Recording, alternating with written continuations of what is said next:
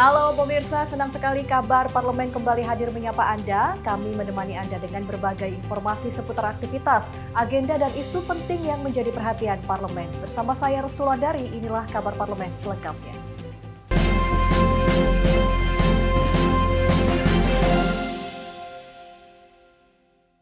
Kabar pertama pemirsa, harga minyak dunia yang mulai turun dinilai menjadi momentum untuk mengevaluasi harga Pertamax. Wakil Ketua Komisi 12 DPR RI Sugeng Suparwoto menyebut penyesuaian harga BBM non-subsidi layak dilakukan, namun tetap menunggu stabilitas pasar energi global.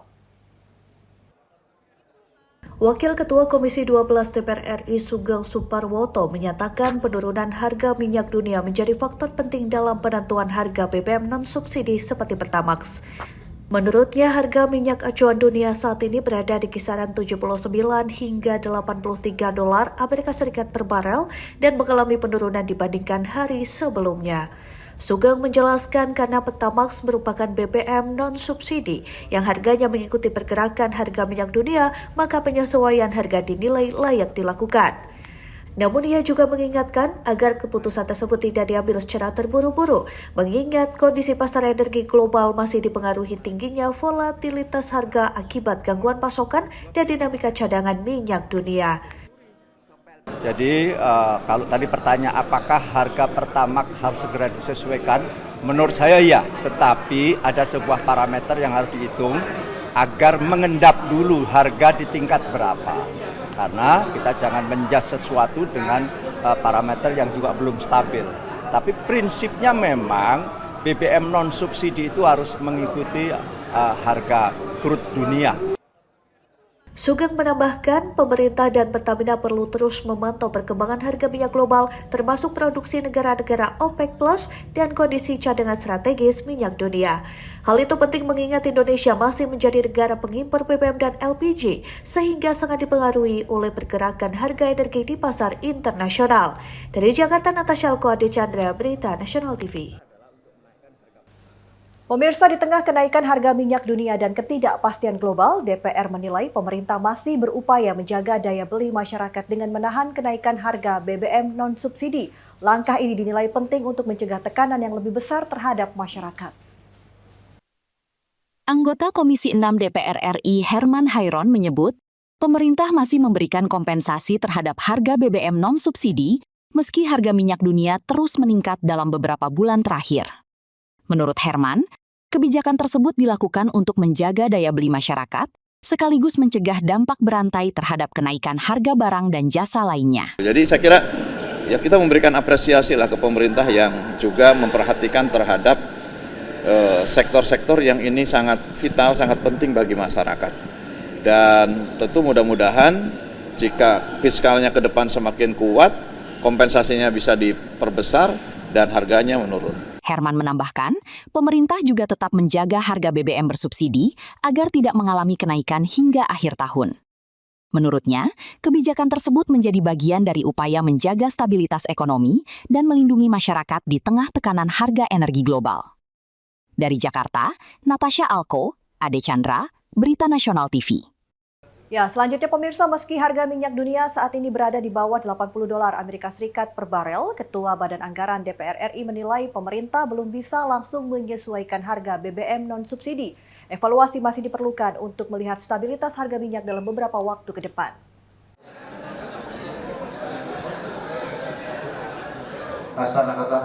Ketua Badan Anggaran DPR RI Said Abdullah menyatakan turun harga minyak dunia menjadi kabar baik bagi kondisi fiskal nasional karena dapat mengurangi tekanan terhadap anggaran negara. Namun menurutnya penyesuaian harga BBM non-subsidi tidak bisa dilakukan secara terburu-buru. Pemerintah dan DPR perlu melihat pergerakan harga minyak dunia secara rata-rata dalam periode tertentu sebelum mengambil keputusan. Said menilai langkah tersebut penting agar kebijakan harga BBM tidak berubah-ubah dalam waktu singkat dan menimbulkan ketidakpastian bagi masyarakat maupun pelaku usaha. Terhadap penyesuaian harga, menurut hemat saya mungkin bulan depan baru akan bisa dihitung. Karena apa? Biasanya pemerintah dan DPR menghitung rata-rata per 3 bulanan. Kalau hari ini harga minyak turun, kita turunkan, besok naik lagi juga. Itu kan akan sangat merepotkan sekali bagi para pelaku usaha. Said menambahkan pemerintah tetap perlu menjaga keseimbangan antara kondisi pasar energi global dan ketahanan fiskal dalam menetapkan kebijakan energi nasional. DPR pun berharap tren penurunan harga minyak dunia dapat terjaga sehingga memberikan ruang lebih besar bagi pemerintah dalam menjaga stabilitas ekonomi dan daya beli masyarakat. Dari Jakarta, Natasha Alko, Ade Chandra, Berita Nasional TV. Beralih ke informasi lain pemirsa, penguatan nilai tukar rupiah dan kenaikan indeks harga saham gabungan atau IHSG mendapat sorotan dari Wakil Ketua DPR RI Sufmi Dasko Ahmad. Dasko mengimbau masyarakat yang masih menyimpan dolar Amerika Serikat untuk mempertimbangkan melepasnya karena ia yakin rupiah akan semakin menguat dalam waktu dekat. Wakil Ketua DPR RI Sufmi Dasko Ahmad menyampaikan optimismenya terhadap penguatan nilai tukar rupiah saat ditemui di Kompleks Parlemen Senayan, Jakarta Pusat pada Kamis pagi. Menurut Dasko, menguatnya rupiah dan meningkatnya kinerja pasar saham merupakan cerminan meningkatnya kepercayaan pasar terhadap pemerintah. Dasko mengaku mendapat informasi bahwa pemerintah tengah menyiapkan sejumlah strategi khusus yang akan dijalankan dalam pekan ini dan pekan depan untuk menjaga momentum penguatan ekonomi nasional. Saya juga mendapatkan informasi dari pihak pemerintah bahwa dalam minggu ini dan ke depan ada strategi-strategi khusus yang akan dilakukan oleh pemerintah yang kalau saya sudah dengar akan dan saya yakini akan membuat nilai tukar atau rupiah menguat. Atas dasar keyakinan tersebut, Dasko mengimbau masyarakat yang saat ini menyimpan dolar dengan harapan memperoleh keuntungan dari pergerakan kurs untuk mempertimbangkan melepas aset falasnya. Menurutnya, penguatan rupiah yang diperkirakan terjadi dalam waktu dekat berpotensi mengurangi keuntungan bagi mereka yang masih menahan dolar. Ya mungkin bagi teman-teman sekalian yang saat ini menyimpan dolar karena ingin berharap ada kelebihan, sebaiknya dolarnya dilepas karena kalau kemudian sudah minggu depan nilai rupiah menguat, kan kasihan kalau simpan-simpan dolar. Dari Jakarta, Natasha Alko, Galwanggara, Berita Nasional TV. Wakil Ketua DPR RI Sufmi Dasko Ahmad juga menyebut kondisi pasar saham saat ini masih menarik bagi investor. Dasko menilai saham-saham dengan fundamental kuat layak menjadi pilihan di tengah pemulihan pasar keuangan nasional. Wakil Ketua DPR RI Sufmi Dasko Ahmad menyampaikan penurunan harga saham yang terjadi dalam beberapa waktu terakhir justru menjadi peluang bagi investor untuk melakukan akumulasi saham pada emiten-emiten yang memiliki kinerja dan fundamental yang kuat. Dasko menyebut langkah pembelian kembali saham atau buyback yang dilakukan sejumlah perusahaan juga menunjukkan keyakinan terhadap prospek jangka panjang perusahaan tersebut. Menurutnya, kondisi pasar saat harga saham mengalami koreksi seringkali dimanfaatkan oleh pelaku pasar untuk menambah kepemilikan saham pada perusahaan yang dinilai memiliki prospek baik. Karena itu, langkah pembelian saham saat harga turun dinilai menjadi strategi yang wajar dan banyak dilakukan investor maupun lembaga keuangan. Ya sebenarnya kan BUMN dan swasta yang proyek-proyeknya strategis itu kan fundamentalnya kuat. Nah sehingga kemarin dalam keadaan pasar harga sedang turun, ya tentunya kemudian misalnya BUMN atau Himbara itu kemudian buyback kembali, ataupun kemudian lembaga-lembaga yang melakukan investasi maupun pasar tentunya melihat bahwa sangat strategis kemudian ketika membeli kembali atau melakukan transaksi pembelian pada saat keadaan pasar seperti kemarin. Dari Jakarta, Natasha Alko, Galwanggara, Berita Nasional TV. Informasi dari Parlemen terkait program MBG akan kami hadirkan usai jeda. Tetaplah bersama kami di Kabar Parlemen.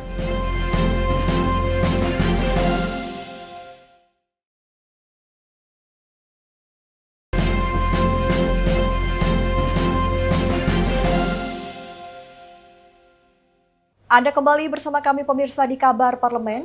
Pemirsa, Wakil Ketua Komisi 9 DPR RI Charles Honoris menilai anggaran program Makan Bergizi Gratis atau MBG tahun 2027 berpotensi dihemat hingga ratusan triliun rupiah melalui penataan ulang penerima manfaat dan evaluasi jumlah dapur MBG. Sebentar Ibu, boleh? Dalam rapat bersama Badan Gizi Nasional atau BGN di Kompleks Parlemen Senayan, Jakarta Pusat pada Senin sore, Wakil Ketua Komisi 9 DPR RI Charles Honoris mengungkapkan, pagu anggaran indikatif program MBG tahun 2027 yang saat ini diajukan masih mengacu pada rancangan pimpinan BGN sebelumnya, yaitu sebesar 270 triliun rupiah. Menurut Charles, pimpinan baru BGN berkomitmen melakukan efisiensi besar-besaran dengan meninjau kembali jumlah penerima manfaat maupun kebutuhan anggaran program. Charles menilai, program MBG perlu difokuskan kepada kelompok yang benar-benar membutuhkan, seperti ibu hamil, ibu menyusui, serta anak-anak dari keluarga prasejahtera. Dengan skema yang lebih tepat sasaran, anggaran program dinilai dapat ditekan jauh di bawah pagu saat ini. Kalau kita mengacu pada tujuan awal dari program ini, yaitu memperbaiki kondisi anak-anak, ya, kondisi gizi anak-anak termasuk mengurangi angka stunting. Artinya tidak semua anak perlu diberikan makan, ya, tidak semua anak perlu diberikan makan, sehingga dihitung ulang saja, baik itu ibu hamil, ibu menyusui, dan juga anak-anak dari desil 1 sampai desil 3, yang kalau saya hitung tidak lebih dari 25 juta orang, ya, sehingga kalau misalkan jumlah penerima manfaatnya hanya 25 juta, bahkan let's say 30 juta, maka anggarannya mungkin tidak sampai 200 triliun. Mungkin 100 triliun saja sudah cukup. Selain menyoroti besaran anggaran, Komisi 9 DPR RI juga mendorong Badan Gizi Nasional untuk melakukan evaluasi menyeluruh terhadap pelaksanaan program MBG, termasuk jumlah dapur yang saat ini beroperasi dan masih dalam tahap pembangunan. Charles menyebut, penataan ulang program Makan Bergizi Gratis tidak hanya akan membuat anggaran negara lebih efisien, tetapi juga memastikan bantuan dapat diterima oleh kelompok masyarakat yang paling membutuhkan. Dari Jakarta, Natasha Alko, Ade Chandra, Berita Nasional TV. Sementara itu, pemirsa, rencana pelibatan kantin sekolah dalam program Makan Bergizi Gratis atau MBG mendapat dukungan dari DPR RI. Langkah ini dinilai tidak hanya mendukung pemenuhan gizi siswa, tetapi juga dapat memberikan manfaat ekonomi bagi masyarakat di lingkungan sekolah.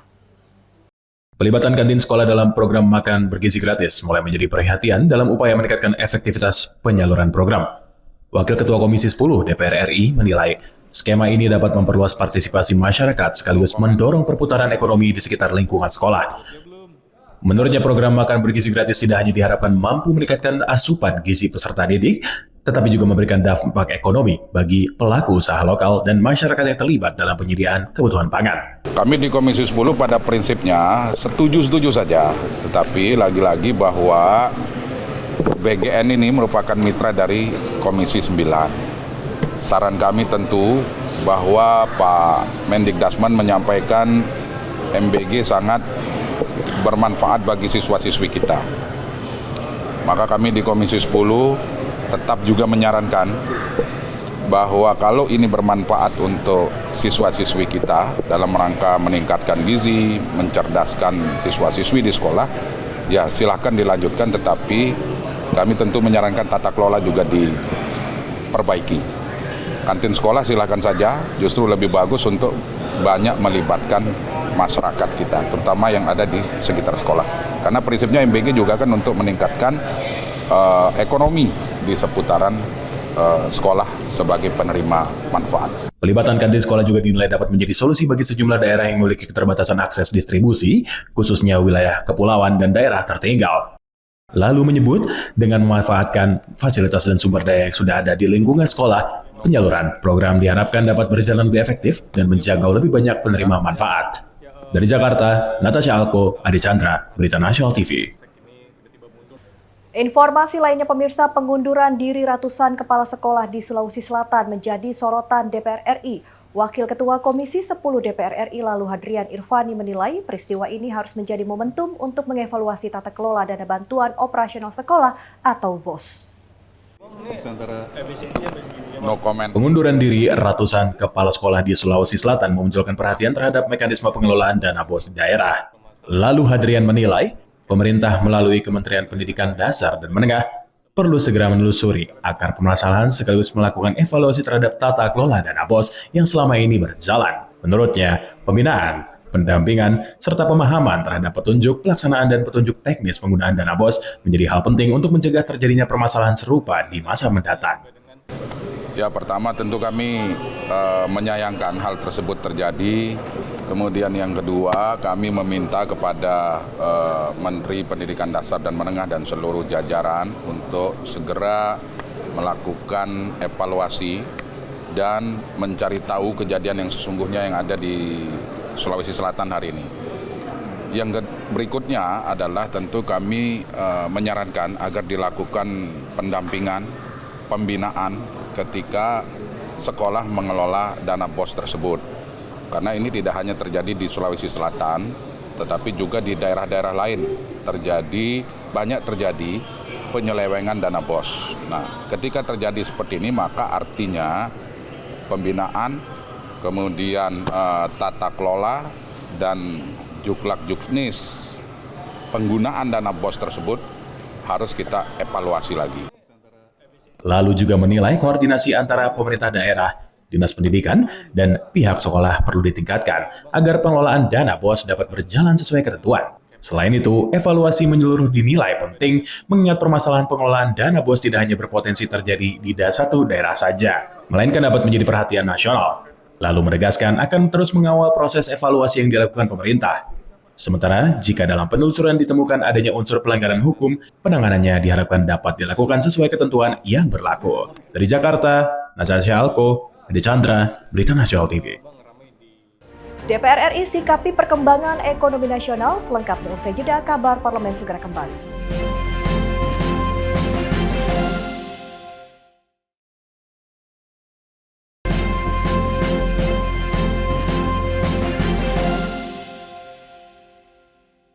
Anda kembali bersama kami di Kabar Parlemen. Pemirsa, pimpinan DPR RI menggelar pertemuan bersama pemerintah serta Bank Indonesia di Kompleks Parlemen Senayan, Jakarta. Pertemuan tersebut membahas perkembangan kondisi ekonomi yang terjadi saat ini. Pimpinan Dewan Perwakilan Rakyat menggelar pertemuan bersama pemerintah dan Bank Indonesia di Kompleks Parlemen Senayan, Jakarta. Pertemuan tersebut dalam rangka untuk menyikapi perkembangan ekonomi Indonesia yang terjadi saat ini.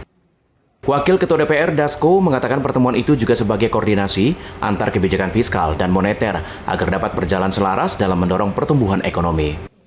Dengan pertemuan tersebut menghasilkan sejumlah kesepakatan khususnya kebijakan fiskal dan moneter. Pada hari ini kami Dewan Perwakilan Rakyat Republik Indonesia sengaja berkumpul dengan teman-teman dari lembaga otoritas moneter maupun kebijakan fiskal serta dari pihak pemerintah untuk mengadakan evaluasi mengenai perkembangan ekonomi sekaligus kemudian melakukan koordinasi bagaimana antara fiskal dan moneter bisa saling mendukung demi pertumbuhan ekonomi yang lebih baik pada saat ini. Dan alhamdulillah hasil koordinasi pada hari ini telah menghasilkan beberapa kesepakatan yang tentunya akan disampaikan oleh masing-masing pihak, baik dari otoritas moneter, fiskal maupun dari pihak pemerintah. Untuk itu kepada Gubernur Bank Indonesia saya persilakan. Dari Jakarta, Tim Liputan Berita Nasional TV. Selanjutnya pemirsa, Wakil Ketua DPR RI Sufmi Dasko Ahmad memastikan kondisi perbankan nasional tetap kuat di tengah dinamika pasar keuangan. Hasil koordinasi DPR, Menteri Sekretaris Negara bersama Himbara dan pelaku sektor keuangan menunjukkan kinerja perbankan terus bertumbuh dengan fundamental yang dinilai sangat sehat.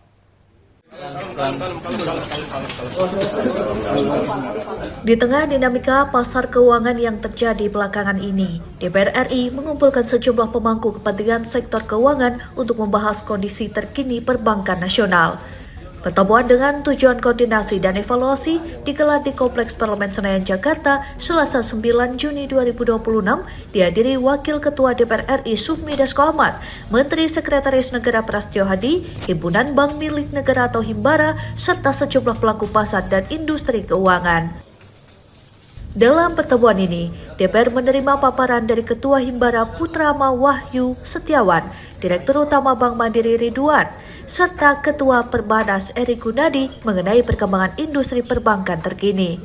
Usai pertemuan berlangsung tertutup, Wakil Ketua DPR RI Sufmi Dasko Ahmad menyatakan kondisi perbankan nasional saat ini berada dalam situasi yang baik dan terus menunjukkan pertumbuhan positif. Selain membahas kondisi perbankan, DPR juga berdiskusi mengenai perkembangan pasar modal bersama Chief Operating Officer COO dan Antara Indonesia Doni Oskaria, BPJS Ketenagakerjaan dan PT Taspen. Pembahasan mencakup kondisi pasar terkini hingga sejumlah saham yang dinilai memiliki prospek baik untuk kembali dikoleksi investor. Ini perwakilan rakyat Republik Indonesia melakukan koordinasi dan berkoordinasi serta evaluasi terhadap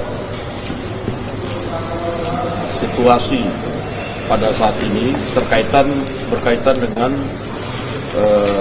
situasi perbankan di tanah air, di mana kami sudah kemudian mendapatkan informasi dari teman-teman.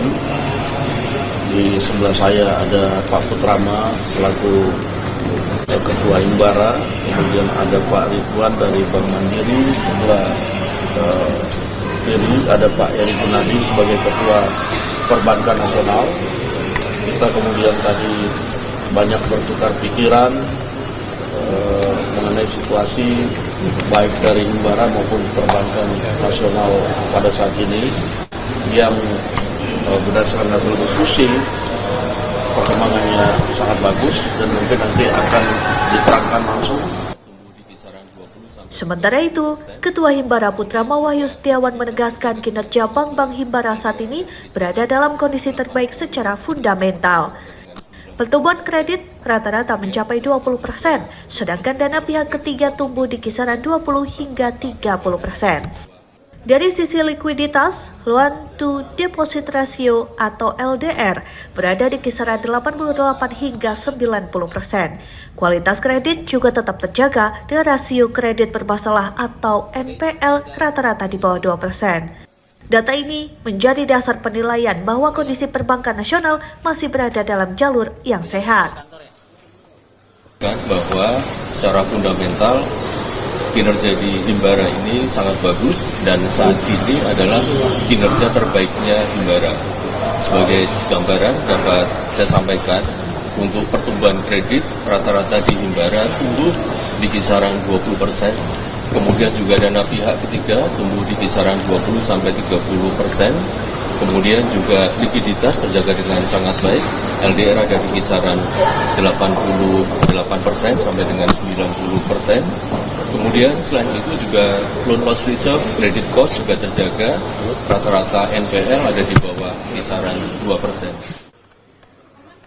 Berdasarkan berbagai indikator tersebut, Putrama menegaskan masyarakat tidak perlu meragukan kekuatan fundamental perbankan nasional. Menurutnya, industri perbankan masih memiliki kapasitas yang kuat untuk menghadapi berbagai tantangan ekonomi ke depan. Dapat kami sampaikan bahwa saat ini kinerja Himbara secara fundamental sangat bagus, sehingga rasanya tidak perlu ada kekhawatiran, keraguan terhadap kondisi fundamental di Senada dengan hasil paparan Himbara dan penilaian DPR, Menteri Sekretaris Negara Prasetyo Hadi menyatakan pemerintah terus memperkuat koordinasi dengan para pelaku pasar dan sektor keuangan. Menurutnya, kondisi fundamental ekonomi Indonesia saat ini masih sangat kuat dan menjadi modal penting dalam menghadapi berbagai tantangan ekonomi global. Sekali lagi hari ini memfasilitasi diskusi. Kalau kemarin di sektor energi dan sumber mineral, hari ini kita kumpul, kita berdiskusi di sektor perbankan. Dan alhamdulillah sebagaimana tadi sudah disampaikan bahwa betul-betul sesungguhnya fundamental ekonomi kita dari sisi perbankan juga sangat kuat. Karena itulah kami terima kasih Pak Doni beserta dengan seluruh jajaran di Himbara, Kasper, BPJS dan INA yang sebagai pelaku pasar untuk terus berkoordinasi, terus saling berdiskusi untuk sekali lagi kita bekerja keras untuk bisa mengatasi permasalahan ekonomi sebagaimana kita harapkan bersama-sama. Hasil koordinasi antara DPR, pemerintah, dan Himbara ini menegaskan bahwa kondisi perbankan nasional masih berada dalam kondisi yang solid. Dengan pertumbuhan kredit yang kuat, likuiditas yang terjaga, serta rasio kredit bermasalah yang rendah, sektor perbankan dinilai tetap mampu menjadi penopang stabilitas ekonomi nasional di tengah dinamika pasar keuangan. Restu Wulandari, Adi Chandra, Berita Nasional TV. Pemirsa, di tengah pergerakan nilai tukar rupiah yang masih menghadapi tekanan global, pemerintah bersama DPR dan otoritas moneter terus memperkuat koordinasi demi menjaga stabilitas ekonomi nasional. Menteri Sekretaris Negara Prasetyo Hadi usai melakukan pertemuan bersama pimpinan DPR RI di Kompleks Parlemen Senayan menegaskan fundamental ekonomi Indonesia masih kuat, namun diperlukan percepatan berbagai program strategis guna mendorong pertumbuhan sektor real dan menjaga momentum perekonomian. Pemerintah bersama dengan DPR dan Otoritas Keuangan terus memperkuat koordinasi di tengah dinamika perekonomian global yang memberikan tekanan terhadap nilai tukar rupiah.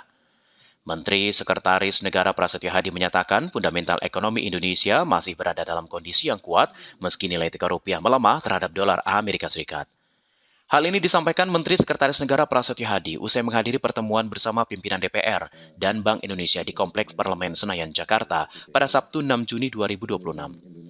Mensesnek Prasetyo Hadi mengatakan bahwa fundamental ekonomi Indonesia masih berada dalam kondisi yang kuat. Namun, pemerintah harus tetap mendorong program-program strategis dalam mempercepat pertumbuhan sektor ekonomi real. Langkah ini dinilai penting dalam menjaga momentum pertumbuhan ekonomi nasional. Kemarin dilaporkan dari angka-angka indikator menunjukkan bahwa sesungguhnya fundamental ekonomi kita memang cukup kuat, tetapi kami juga merasa bahwa pemerintah harus terus mendorong program-program yang itu dapat meningkatkan pertumbuhan sektor ekonomi real untuk bisa dipercepat, terutama program-program di bidang pangan, program-program di bidang energi, kemudian program-program di bidang perikanan, dan termasuk industrialisasi dan hilirisasi. Mensesnek juga mengajak seluruh pihak untuk tetap optimistis dalam menjaga kekuatan ekonomi nasional. Menurutnya perlu adanya sinergi antara pemerintah, DPR, dan otoritas ekonomi. Jadi saya kira itu yang dapat kami sampaikan. Sekali lagi terima kasih Pak Dasko. Ke depan semoga kita harus tetap optimis untuk menjalankan tugas dan fungsi kita masing-masing dalam rangka bersama-sama menjaga ekonomi kita tetap kuat, tetap tumbuh, dan berkenaan dengan masalah nilai tukar supaya bisa segera kembali seperti yang kita harapkan. Sementara itu, DPR menyatakan akan terus mendukung langkah-langkah pemerintah dalam menjaga stabilitas perekonomian nasional. Melalui koordinasi yang erat antara pemerintah, DPR, dan otoritas keuangan, diharapkan berbagai program strategis dapat berjalan lebih cepat sehingga mampu mendorong pertumbuhan ekonomi dan memperkuat kembali nilai tukar rupiah.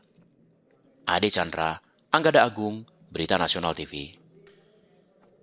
Ya, masih dari hasil pertemuan antara DPR dan pemerintah di Kompleks Parlemen Senayan, Jakarta pada Sabtu 6 Juni 2026 lalu, Menteri Sekretaris Negara Prasetyo Hadi menegaskan komunikasi dan sinergi antar pemangku kebijakan ekonomi berjalan secara intens sebagai bagian dari upaya menjaga stabilitas dan ketahanan ekonomi nasional, termasuk anjloknya nilai tukar rupiah terhadap dolar Amerika Serikat.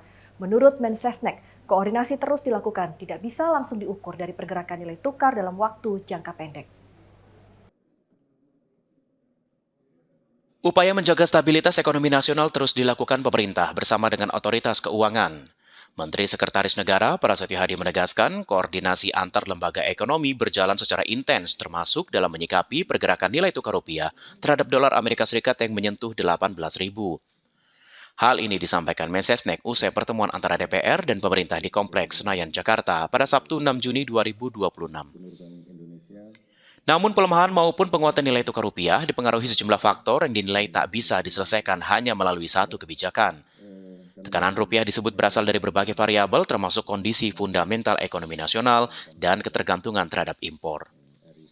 Oleh karena itu, pemerintah terus memperkuat kerjasama dengan lintas otoritas keuangan untuk menjaga stabilitas ekonomi.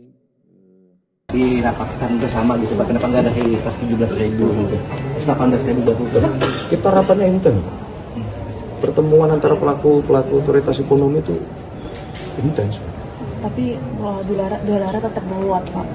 Potensi ke 19.000 juga masih terbuka lebar. Boleh ya. Antisipasi lanjutannya seperti apa? Ya kan, ya bukan berarti kalau kemudian komunikasi intens terus belum menghasilkan seperti yang kita harapkan, kemudian kita tidak ada komunikasi, kan nggak begitu juga. Ini kan semua bagian dari upaya dan naiknya nilai tukar rupiah itu kan tidak hanya dipengaruhi oleh satu faktor variabelnya juga banyak. Gitu. Termasuk tadi saya sampaikan tadi itu juga bagian dari yang mempengaruhi juga kemandirian kita secara ekonomi, itu juga mempengaruhi kekuatan mata uang kita. Ada beberapa yang masih ketergantungan impor, itu juga akan mempengaruhi.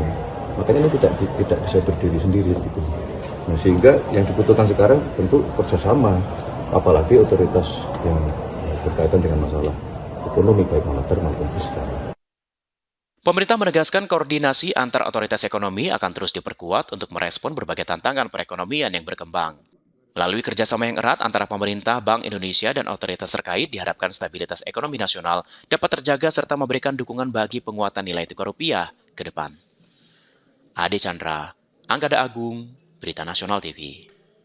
Informasi dari Parlemen akan kami hadirkan usai jeda, tetaplah bersama kami di Kabar Parlemen.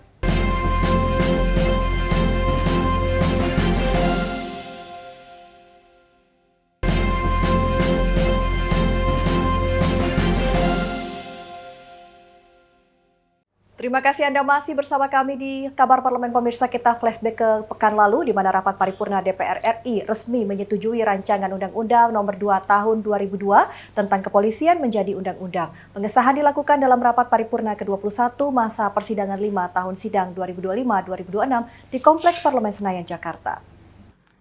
Dewan Perwakilan Rakyat Republik Indonesia resmi mengesahkan rancangan undang-undang tentang perubahan ketiga atas Undang-Undang Nomor 2 Tahun 2022 tentang Kepolisian Negara Republik Indonesia menjadi undang-undang. Pengesahan dilakukan dalam rapat paripurna ke-21 masa persidangan 5 tahun sidang 2025-2026 yang digelar di Gedung Nusantara II, Kompleks Parlemen Senayan, Jakarta, Selasa 9 Juni 2026. Pengambilan keputusan dipimpin Wakil Ketua DPR RI Sufmi Dasko Ahmad dan dihadiri perwakilan pemerintah serta Kapolri Jenderal Listio Sigit Prabowo.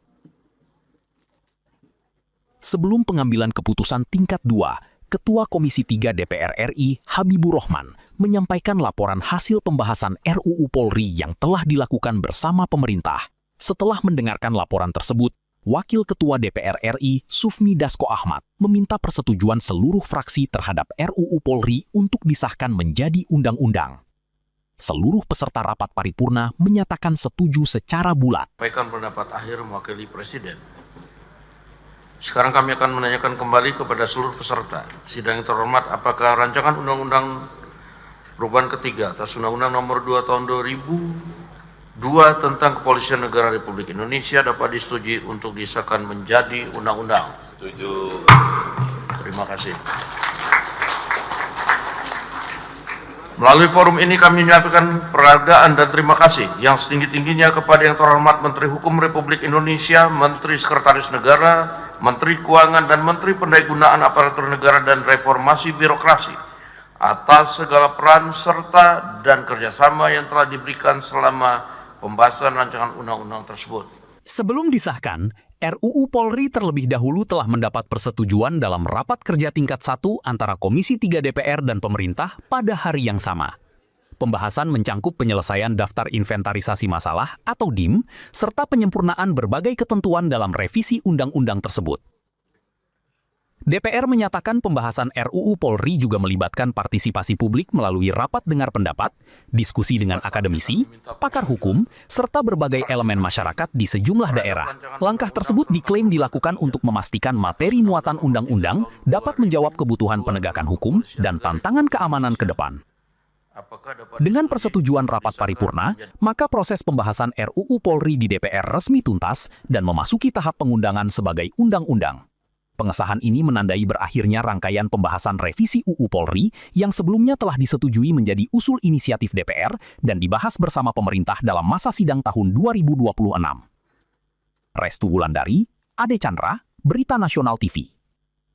Ya, selanjutnya pemirsa, Wakil Menteri Hukum Edi Hiaric menegaskan pembahasan rancangan undang-undang tentang perubahan ketiga atas Undang-Undang Polri berlangsung relatif singkat karena hanya memuat 7 materi pokok perubahan. Pemerintah menilai RUU ini berfokus pada penyesuaian tugas, rekrutmen, pembinaan karir hingga penguatan profesionalisme kepolisian.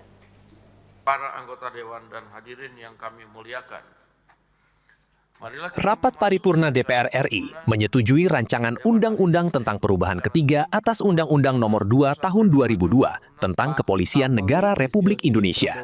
Usai rapat paripurna, Wakil Menteri Hukum Edi Hiaric menjelaskan pembahasan RUU tersebut tidak memakan waktu panjang karena ruang perubahan yang dibahas relatif terbatas. Menurutnya, dari seluruh daftar inventarisasi masalah yang dibahas, hanya sebagian kecil yang berisi substansi perubahan dan norma baru yang menjadi fokus pembahasan DPR dan pemerintah.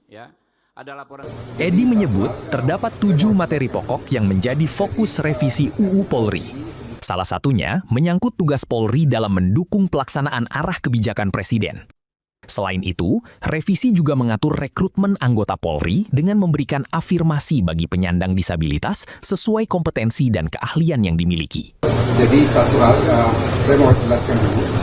Jadi RUU Polri ini sebetulnya mengapa pembahasannya tidak begitu lama. Hanya ada 20 substansi dan substansi baru yang menjadi materi pembahasan. Materi pembahasan itu ada 7. Yang pertama adalah terkait tugas Polri. Jadi misalnya Polri turut mensukseskan apa yang menjadi kebijakan Presiden. Kemudian yang kedua, ini yang saya kira sangat menarik sekali, bahwa dalam rekrutmen anggota Polri itu ada afirmasi terhadap teman-teman kita, saudara-saudara kita penyandang disabilitas yang bisa direkrut sebagai anggota Polri berdasarkan keahlian khusus yang mereka miliki. Pemerintah juga memasukkan penyesuaian batas usia pensiun anggota Polri dalam revisi tersebut. Dalam ketentuan baru, usia pensiun Bintara dan Tamtama menjadi 59 tahun. Sedangkan perwira pertama, perwira menengah, dan perwira tinggi menjadi 60 tahun. Pengaturan ini disebut sebagai bagian dari penataan karir dan penguatan kelembagaan Polri. Menanggapi kritik terkait cepatnya pembahasan RUU Polri, Edi menegaskan, proses penyusunan tetap melalui rapat dengar pendapat umum dengan mengundang akademisi, ahli, dan unsur masyarakat.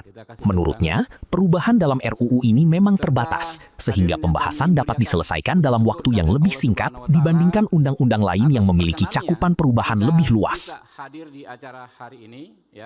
Sebelumnya, DPR menyebut revisi UU Polri memuat 7 pokok perubahan, yang meliputi transformasi Polri, penguatan profesionalisme, peningkatan pengawasan, pembinaan karir, penugasan di luar institusi, pembaruan kurikulum pendidikan, serta penguatan peran Komisi Kepolisian Nasional atau Kompolnas.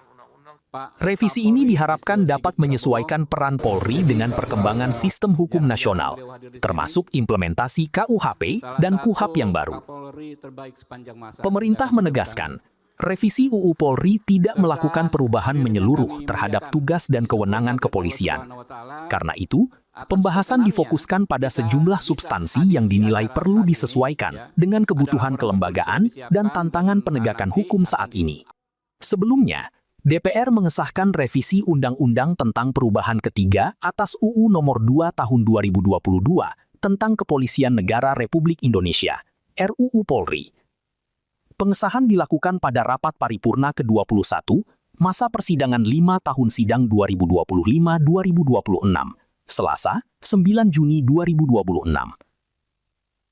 Restu Wulandari, Ade Chandra, Berita Nasional TV.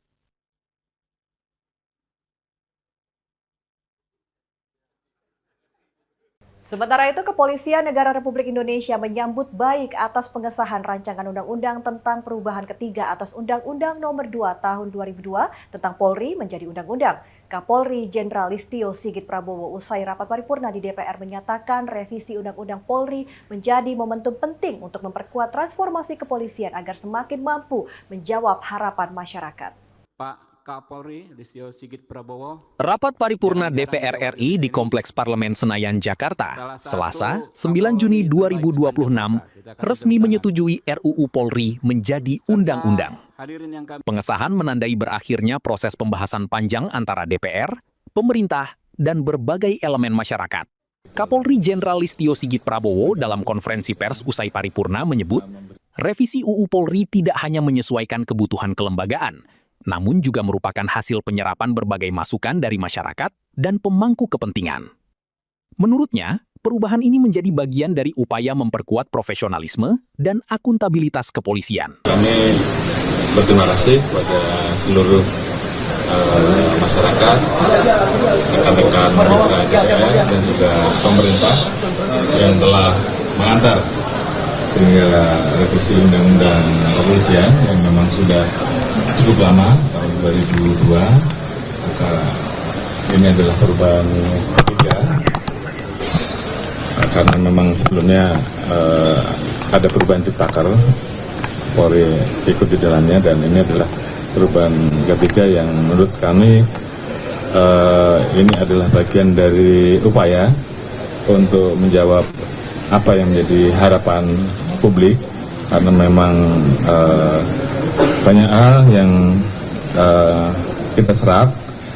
Demikian juga pada saat kami masih berada di tim komisi reformasi, sehingga kita juga kemudian ingin bahwa Polri ke depan betul-betul menjadi institusi yang bisa memenuhi apa yang diharapkan. Lebih lanjut, Kapolri juga menjelaskan salah satu poin penting dalam revisi UU Polri adalah penguatan aspek pengawasan dan transparansi melalui pemanfaatan teknologi informasi. Menurutnya, dalam pembahasan revisi, terdapat 7 isu krusial yang menjadi perhatian, termasuk penguatan proses penegakan hukum agar lebih terbuka dan akuntabel. Tadi dijelaskan ada 7 isu krusial, di mana salah satunya bagaimana di dalam penegakan hukum khususnya kita memberikan ruang seluas-luasnya, walaupun di KUHP juga sudah diatur, namun juga tentunya diperkuat lagi di undang-undang tersebut dengan menggunakan teknologi informasi, sehingga kemudian baik dari mulai proses awal pemeriksaan semuanya juga menggunakan teknologi informasi, sehingga pengawasannya juga jauh lebih kuat. Dengan disahkannya UU Polri, kepolisian menegaskan komitmen untuk melaksanakan amanat undang-undang secara konsisten. Polri berharap regulasi baru ini menjadi landasan untuk meningkatkan kualitas pelayanan publik, penegakan hukum, serta memperkuat kepercayaan masyarakat terhadap institusi kepolisian. Restu Wulandari, Ade Chandra, Berita Nasional TV. Pemirsa, informasi tadi sekaligus menutup jumpa kita di Kabar Parlemen kali ini. Saksikan terus Kabar Parlemen hanya di Berita Nasional TV. Saya Restu Wulandari mewakili segenap kru yang bertugas. Pamit undur diri, terima kasih sudah menyaksikan Kabar Parlemen dan sampai jumpa.